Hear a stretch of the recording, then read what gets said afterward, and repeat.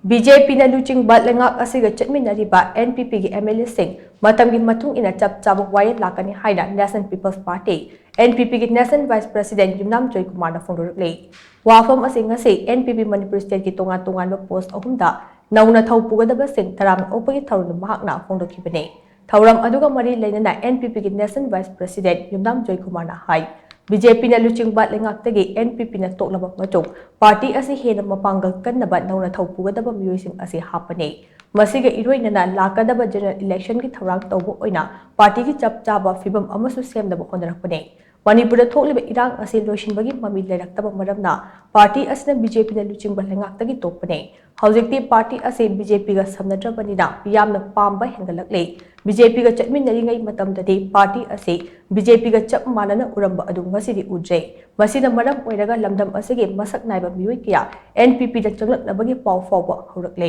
makoi sing ado party na taram okpagi thoram ama matamgi matung ina pangtokani amaromda tongan ba constituency singda party asigi midep kana mikhal thengnagadagi haibadusu mathang chehigi hawgalakpada khangdoknaba honarakani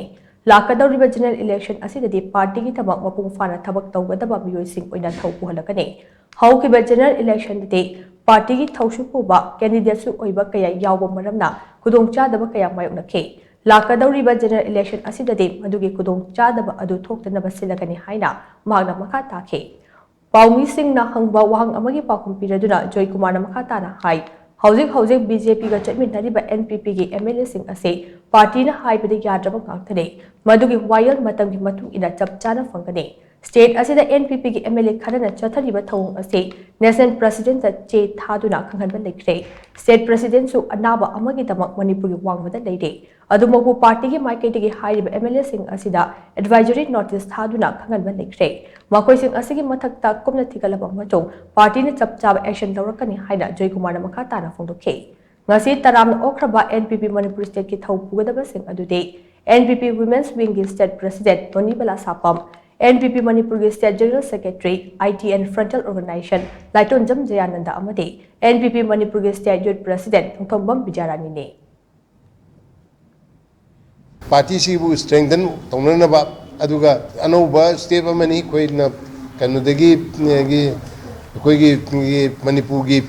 BJP led government gi withdraw to madung seida koina sigal loina akoi party gi suma pangan kankat mada kawaiba aduda natana in a way lapi assembly election si adu koi election mode su koi adu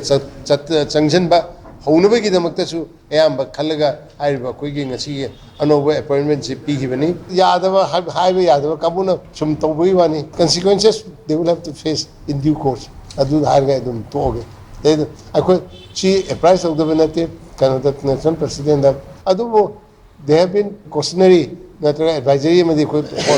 issue to gromni aduga haiba thoi bisi kamai thoi no kolno haibin siba adu thigat kokatpa adu ma tawga aduga kari action further lawdege ajudi akoi dum party na dum tujarakan